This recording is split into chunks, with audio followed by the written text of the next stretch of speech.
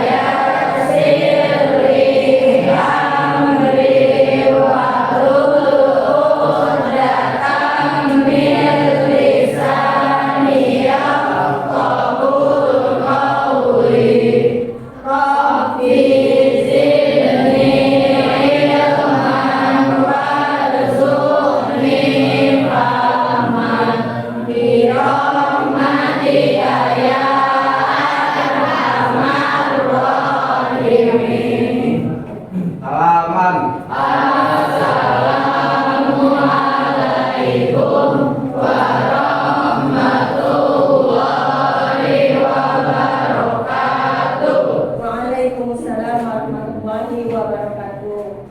Baiklah, sebelum pembelajaran disebut dulu ya kehadiran Revi Maulida, Rihada Turesya, Rifa Al-Baidi, Siti Nurhaliza, Tiara. Kali ini Ibu akan menjelaskan tentang akhlak terpuji, sabar dan syukur. Tapi sebelum Ibu menjelaskan akhlak terpuji tentang sabar dan syukur, ada yang masih ingat pembelajaran minggu lalu? Tentang apa? Akhlak terpuji apa aja?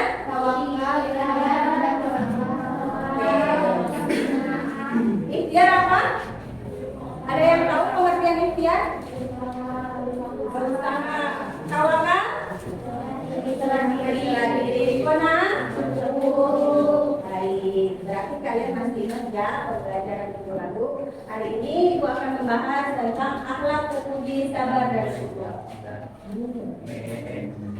Sebelum kita memulai pembelajaran, Ibu akan menjelaskan tentang tujuan pembelajaran hari ini, yaitu siswa mengetahui pengertian sabar dan syukur. Kedua, siswa mengetahui dalil tentang sabar dan syukur. Ketiga, siswa mengetahui dampak positif dari sabar dan syukur.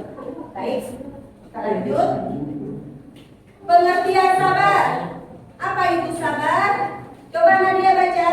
Pengertian sabar adalah kuat menghadapi setiap penderitaan maupun segala sesuatu yang tidak disenangi dengan sikap ridha dan pasrah sepenuhnya kepada Allah SWT. Sabar menurut istilah adalah tahan uji dalam menghadapi segala bentuk suka maupun duka dengan ridho dan ikhlas seraya berserah diri hanya kepada Allah SWT. Baik, kita lanjut. Sekarang tentang dalil tentang sabar terdapat dalam surat Al-Baqarah ayat 155. Coba baca, Jaki. Dalil tentang sabar terdapat dalam surat Al-Baqarah ayat 155. A'udzu billahi minasyaitonir rajim. Bismillahirrahmanirrahim. Wala nabluwannakum bi syai'im minal khawfi wal ju'i wa naqsim minal amwali wal anfusi was samarat wa basyiris sabirin. Artinya, dan sesungguhnya akan kami berikan coba kepadamu dengan sesuatu dari ketakutan, kelaparan, kekurangan harta, jiwa dan buah-buahan, dan berilah kabar gembira bagi orang-orang yang sabar. Baik, terima kasih kepada Jaki sudah membacakan dalil tentang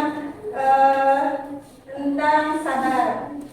Baik, menurut Imam Al-Ghazali membagi sabar menjadi 3 kategori, yaitu sabar dalam kebaikan, sabar saat menghadapi musibah, dan sabar dari maksiat. Maksud sabar dalam kebaikan yaitu selalu kita menjalankan segala tugas dan kewajiban dengan penuh keikhlasan dan tidak mudah mengeluh atau menggerutu. Jadi setiap apapun ujian dan cobaan dari Allah Subhanahu wa taala, kita menghadapi dirinya dengan sikap sabar. dan tawakal kepada Allah. Sabar saat menghadapi musibah yaitu teguh hati atau tabah dalam menghadapi ujian dan cobaan yang menimpa kita. Jadi sabar dalam musibah yaitu tetap kita bersabar terhadap ujian yang Allah berikan, tidak mudah mengeluh, dan kita selalu berpikir positif bahwa setiap ujian dari Allah pasti ada hikmah di balik semua ujian. Baik, sabar dalam maksiat yaitu rela untuk meninggalkan segala perbuatan maksiat dan tidak merasa iri ketika melihat orang lain melakukan kemaksiatan. Pokoknya kalau perbuatan maksiat itu perbuatan yang tercela. Contoh ya, kalau misalkan ada teman kalian, kalian mau sholat duha, tapi teman kalian mengajak gak usah sholat duha, berarti itu kan mengajak kepada keburukan. Makanya kita harus menghindari sikap demikian ya. Jadi sabar itu menurut Imam Al-Ghazali dibagi juga, yaitu sabar dalam kebaikan, sabar dalam menghadapi musibah, dan sabar dalam menghindari perbuatan maksiat. Baik, kita lanjut, yaitu dampak positif akhlak terpuji sabar. Coba baca Ismi. Dampak positif akhlak terpuji sabar. Adapun dampak positif dari salah satu akhlak terpuji ini antara lain sebagai berikut: A. Sebagai ujian bagi keimanan seseorang. Kalau lolos dari ujian atau akan memperoleh kebahagiaan. B. Merupakan peringatan dari Allah SWT kepada manusia bahwa manusia terangkat kecil di hadapannya. C. Membuka jalan bagi terciptanya kehidupan yang damai dan tenang. D. Berpikir matang karena segala persoalan tidak dihadapi dengan marah-marah, sehingga perilakunya tenang dan emosinya stabil. E. Mendapatkan balasan kebahagiaan hidup di dunia dan di akhirat. Baik, setiap makhluk hidup di muka bumi pasti dikasih ujian. Seberapa iman kita, seberapa kuat iman kita dalam menghadapi ujian dari Allah Subhanahu wa Ta'ala. Karena setiap ujian pasti ada hikmah di balik semua itu ya. Jadi setiap makhluk hidup di dunia ini pasti akan mendapatkan ujian dari Allah Subhanahu wa Ta'ala, yaitu innallaha ma'as sabirin. Sesungguhnya Allah bersama orang-orang yang sabar. Yang penting kita ikhlas menjalani setiap ujian yang datang dari Allah Subhanahu wa Ta'ala. Insya Allah kalau kita ikhlas dan itu balasannya Masya Allah ya, yaitu surga dari Allah Subhanahu wa Ta'ala. Yaitu kedua, merupakan peringatan dari Allah kepada manusia bahwa manusia teramat kecil di hadapannya. Jadi kita sebagai manusia jangan sombong, jangan merasa kita bisa, jangan merasa kita orang kaya, atau jangan merasa kita kuat. Jadi kita merasa sombong, kita lupa kalau kita ini adalah makhluk Allah. Bila kita mendapat ujian, makanya kita harus menyadari diri setiap kita mendapatkan ujian itu adalah suatu teguran dari Allah Subhanahu wa Ta'ala, agar kita merasa bahwa diri kita itu lemah dan kita membutuhkan Allah Subhanahu wa Ta'ala sebagai tempat bersandar, berlindung, dan berserah diri. Pengertian syukur. Apa itu syukur?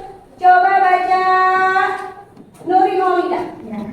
Pengertian syukur. Syukur menurut bahasa adalah berterima kasih, sedangkan menurut istilah syukur pernyataan terima kasih kepada Allah Subhanahu wa Ta'ala atas nikmat yang telah dilimpahkan kepada kita. Tentang syukur terdapat dalam surat Dalil tentang syukur terdapat dalam surat An-Nahl ayat 18 yang berbunyi: Bismillahirrahmanirrahim. Wa in tu'addu ni'matallahi la tuhsuha, innallaha laghafurur rahim. Yang artinya, dan jika kamu menghitung nikmat Allah, niscaya tidaklah dapat menghitungnya seluruhnya. Dan sesungguhnya Allah itu Maha Pengampun lagi Maha Penyayang. Quran surat An-Nahl ayat 18. Baik, terima kasih kepada Nadia sudah membacakan dalil tentang syukur terdapat dalam surat An-Nahl ayat 18 yang artinya, jika kamu menghitung kenikmatan Allah, niscaya tidaklah dapat menghitungnya. Dan sesungguhnya Allah Subhanahu wa Ta'ala itu pada Maha Pengampun lagi Maha Penyayang. Makanya setiap kita mendapatkan ujian dari Allah Subhanahu wa Ta'ala, kita harus menghadapinya dengan sabar dan tawakal, berserah diri kepada Allah, karena kita yakin setiap ujian yang datang dari Allah pasti ada hikmah di balik semua ini. Karena nikmat Allah lebih besar daripada ujian dari Allah Subhanahu wa Ta'ala. Itu sebagai kita? Sampai mana sih kita bertanya kepada Allah Subhanahu wa taala? Sampai mana sih kita setiap dikasih ujian? Apakah kita ingat sama Allah? Apakah kita mengadu kepada Allah? Apa kita mengeluh? Apa yang kita lakukan? Kalau kita berserah diri, kita bertawakal, kita berserah bahwa kita yakin setiap ujian yang datang dari Allah adalah yang terbaik dari kita dan mengukur dosa untuk kita, maka insya Allah Allah akan memberikan pahala yang berlipat ganda. Tapi jika kita mengeluh, kita tidak terima yang ada, kita akan mendapatkan dosa. Itu adalah hikmah dibalik syukur ya. Baik, itu adalah isi kandungan dari surat An-Nahl ayat 18 tentang syukur. Lanjut. Dampak positif bersyukur, baca lihat, coba. Adapun dampak positif dari rasa syukur itu adalah sebagai berikut. A. Terjauhkan dari sifat rakus dan tamak, karena orang yang pandai senantiasa menyadari bahwa semua nikmat datangnya dari Allah. B. Orang yang pandai mensyukuri nikmat Allah akan selalu bersyukur, karena Allah menambah nikmat kepada orang yang pandai bersyukur. C. Terhindar dari sifat kufur nikmat, karena dengan syukur berarti ia telah merendah di hadapan Allah dan tidak sombong. D. Menambah pahala karena telah melakukan sebagian dari perintah Allah, baik rasa syukur itu sendiri maupun tindakan yang menyertainya. Misalnya syukur setelah panen, ia telah menjalankan perintah untuk syukur dan memenuhi untuk zakat mal. Oke, terima kasih kepada Diha yang sudah membacakan dampak positif dari bersyukur. Dampak positif dari bersyukur diantaranya yaitu menghindari kita dari sifat rakus dan tamak. Yang kedua, apa yang kedua? Setiap orang yang bersyukur maka Allah akan menambahkan nikmat. Nah, yang ketiga terhindar dari sifat syukur nikmat. Yang keempat, menambahkan pahala karena telah melakukan sebagian dari perintah Allah, baik rasa syukur itu sendiri maupun tindakan yang menyertainya. Misalkan bersyukur setelah panen, dia telah menjalankan perintah untuk bersyukur dan memenuhi untuk zakat mal. Misalkan seorang petani, dia sudah panen banyak ya, maka dia mengeluarkan zakat mal, yaitu 2,5% dari penghasilannya. Itu adalah bentuk rasa syukur dari seorang petani. Oke, yang kedua, misalkan contohnya kalian punya rezeki lebih, kalian berbagi dengan teman, itu adalah bentuk rasa syukur kepada Allah ya. Baik, kalian sudah paham belum tentang akhlak terpuji, sabar dan syukur? Sabar itu apa? Coba baca semuanya, sabar itu apa? Sabar yaitu kuat menghadapi setiap penderitaan maupun segala sesuatu yang tidak kita senangi dan merasa ridho terhadap apa yang menjadi ketentuan Allah Subhanahu wa taala. Ibu sudah membahas tentang pengertian akhlak terpuji, sabar dan syukur. Sampai di sini ada yang mau ditanyakan? Sudah paham? Kalau sudah pada paham, Ibu akan memberikan kalian tugas kelompok. Ya? Baik, Ibu sudah membagi kelompok kalian menjadi 3 kelompok ya. Nanti tugasnya kalian mengisi LKPD ini, dan kalian sebelum mengisi lembar LKPD ini, kalian menyimak video yang akan ditayangkan di layar ya. Nanti kalian jawab pertanyaan yang Ibu berikan. Baik, sekarang kita mulai ya. Kita lihat video pembelajarannya. Kalian simak kisah tentang Abu Kilabah ya.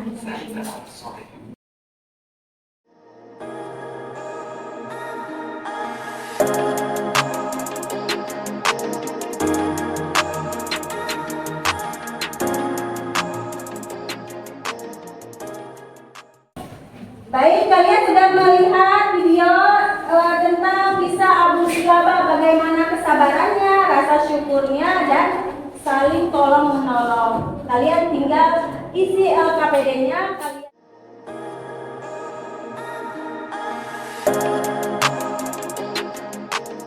Baik, tugas yang Ibu berikan sudah selesai. Sekarang kalian mempresentasikan di depan ya. Ibu panggil kelompok 1, silakan maju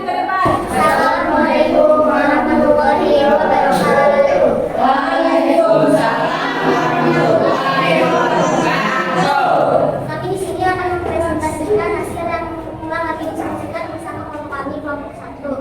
Kalau nomor 1 simak video. Jawabannya, video yang kita simak menceritakan tentang kesabaran dan rasa syukur dari Abu Kilabah yang memiliki tubuh kurang sempurna, mata buta, kaki dan tangan yang sempurna, dan fakir beserta keluarga. Assalamualaikum warahmatullahi wabarakatuh. Waalaikumsalam warahmatullahi wabarakatuh. Kami akan menjelaskan tentang soal nomor 1. Simak video. Walaupun Abu Kilabah tidak bisa berjalan, melihat, sudah lansia, tetapi beliau masih bisa mendengar ajar, masih bisa berpikir dan bersyukur serta sabar atas pemberian dari Allah Subhanahu wa Ta'ala. Assalamualaikum warahmatullahi wabarakatuh. Waalaikumsalam warahmatullahi wabarakatuh. Kami dari kelompok 3, pertanyaan nomor 1. Simak video. Apa pelajaran yang bisa diambil dari kisah seorang yang bernama Abu Kilabah yang tidak bisa melihat jalan dan tidak bisa ambil hikmahnya. Baiklah, semua kelompok sudah maju ke depan ya, dari kelompok 1 sampai kelompok 3. Ini untuk evaluasi formatif, nanti Ibu akan kirimkan link untuk tugas kalian di rumah ya. Kalian kerjakan paling lambat besok ya. Linknya Ibu akan kirim lewat grup WA. Untuk pembelajaran hari ini sudah selesai. Ibu akan memberikan kesimpulan atau evaluasi dari pembelajaran hari ini, yaitu tentang pengertian sabar dan syukur. Sabar yaitu kuat menghadapi setiap cobaan yang datang dari Allah Subhanahu wa Ta'ala. Sedangkan syukur yaitu sikap berterima kasih atas segala nikmat yang Allah berikan. Sampai sini pada paham tidak? Paham ya? Ada yang mau ditanyakan? Ya, kalau sudah paham, baiklah kita tutup pembelajaran hari ini dengan membaca doa.